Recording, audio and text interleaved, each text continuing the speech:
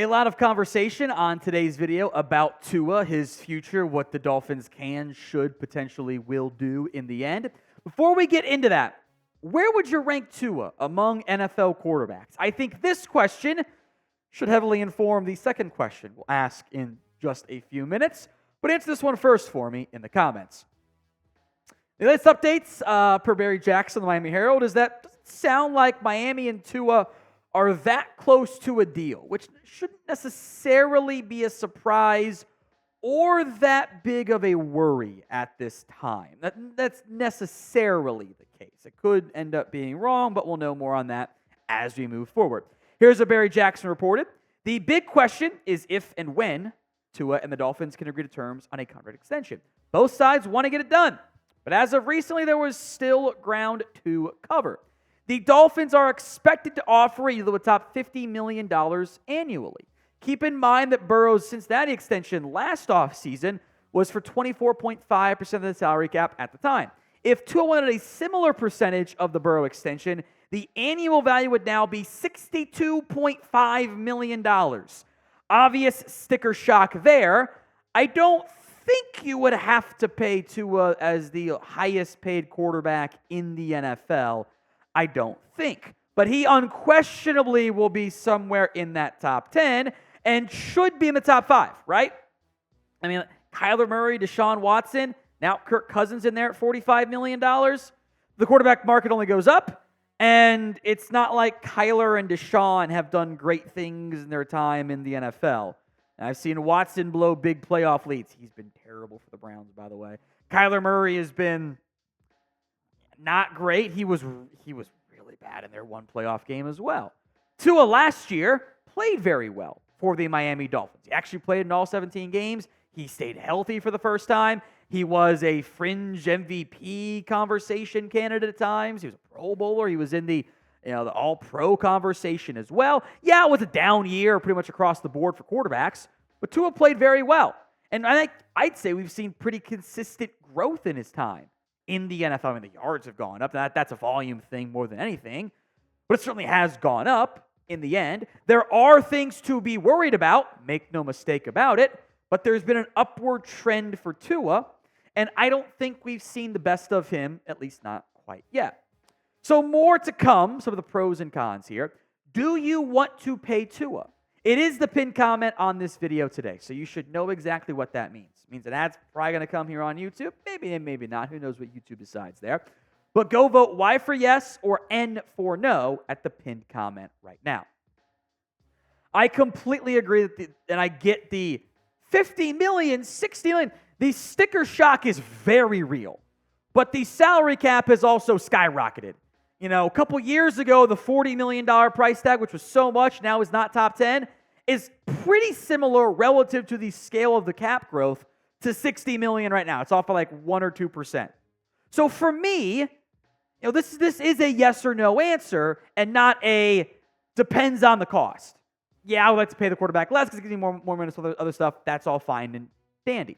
But I believe if you think you have a top 10 quarterback or somewhere in that range, if you believe he is your franchise quarterback who can help you win a Super Bowl, you pay that guy. Because the alternative is not fun. You guys remember that viral Del Curry tweet of, you don't want to be out here? It's different now that you've been out here. That's how it is if you don't have a franchise QB. Many of you remember that time between Marino and even between now, and some flashes, some good games, etc., from other quarterbacks mixed in there. But teams pay the quarterback so much because it raises their floor significantly. It gives them job security. If this team had to trot out Jacoby Brissett for a year, they're not making the playoffs, right? They're going to finish third in the AFC East, and the GM head coach might end up getting fired. If you have your quarterback, the plan is this: pay early, structure it properly, and be aggressive. If you don't think you have your quarterback, then you need to go find one. Maybe you want to adopt the Bears strategy of taking one early, or the recent Commanders strategy, whatever, the Jets, which there's downsides there. Don't get me wrong. Maybe you want to try to pull off the Rams strategy of going to find the veteran in the end, which could also turn into the Broncos strategy of not going very well. There's pros and cons for every conversation unless you have Patrick Mahomes, and those guys appear once every 20 years, give or take. A little bit more frequently than Haley's Comet, but not exactly a regular set-your-clock-by-it appearance. We'll have more Tua talk here and wide receiver talk too. But today's show is made possible by Game Time. If you are anxious about the quarterback situation, the contract, etc., I totally get it. You shouldn't have to worry, though, when you're buying tickets to your next big event. Game Time is the fast and easy way to buy tickets to your next big event. You see the view from your seat before you buy for sporting events. Maybe you want to go to the Marlins games are super cheap. We're talking like you can buy tickets, later on in April for $20. That's the all-in price too, by the way. For two people. They're going to give you $20 off, by the way. So you can basically go, and you can get better seats too, and get it like half off or whatever price point you want to go to with the $20 off. Not for opening day, but for later on. Marlins tickets are very cheap. I wonder why, they say. Heat tickets a bit more expensive, but there are options for you. Go to GameTime.co and use promo code CHATSPORTS. New code alert, by the way, for $20 off your first purchase. That is CHATSPORTS. CHATSPORTS. If you can't spell it, it's like all over the YouTube page, so you should be fine in the end. Game Time has deals right on tickets right up to the start of the event, even an hour sometimes after it starts. The link, GameTime.co, and the promo code, ChatSports, will be in the comments section and the description of today's show. That's promo code ChatSports at GameTime.co. Now, Omar Kelly had argued that Tua should play some hardball with the Dolphins in contract talks. And I don't think it's going to happen. I think it's worth having the pros and cons from both sides, the Dolphins hat and the player agent hat, right? Here's what Omar wrote. In an ideal world, from the organization's standpoint, the Dolphins would have Tua play on the fifth-year option, give him another year to improve, prove he's durable again, clean up his game before making him the highest-paid player in franchise history.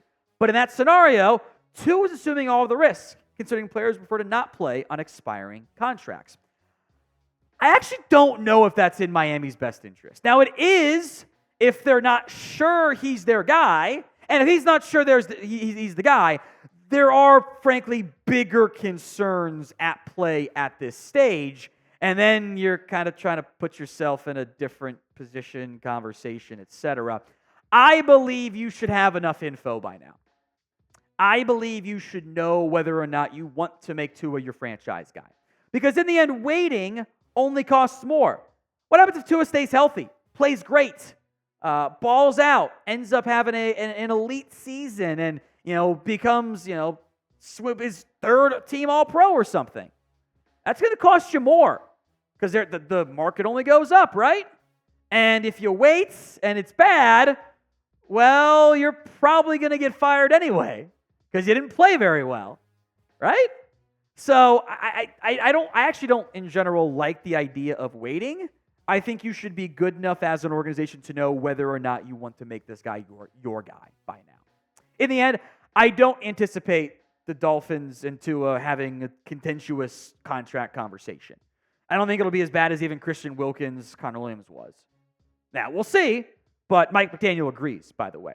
He's on the Tua contract talk, said, with intentionality, tough word for me, I try to keep myself as head of coaching. Contracts and contract negotiations, those things take time. I do expect Tua to be in OTAs only because of my working relationship with him. And for 2 years, I've watched Tua gain some unbelievable residuals towards the season in that process. It's part of the reason Tua is who he is. He's always learning, never staying the same, and always working on his craft. So will Miami get a deal done with Tua before the start of camp? Now, if you get to week 1 and there's no deal, he's going to ride it out. And then you've got some interesting decisions to potentially make down the road, depending on what other quarterbacks potentially become available, such as maybe a Dak Prescott, which we'll do in a future video, I promise you. We'll do get done, though. B for before, A for after, which includes not necessarily getting done at all. Let's talk potentially drafting a wide receiver in round 1. Barry Jackson of the Miami Herald said the Dolphins could take a receiver in the first round. He was kind of going through the offensive room, what changes could happen. Here's what he wrote. Don't discount the possibility of a receiver with the 21st pick. LSU's Brian Thomas or perhaps Texas's Xavier Worthy, who could be available later in the 20s. Some notable wide receiver prospects I would like to make note of here. Obviously, Worthy and Thomas certainly do stand out. Adonai Mitchell also stands out, kind of built more like Thomas than he is Worthy, big but also still super fast.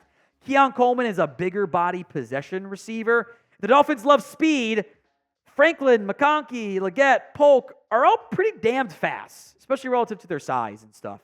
Now, Franklin, McConkey, Leggett, and Polk, I think are more like ideal second-round targets.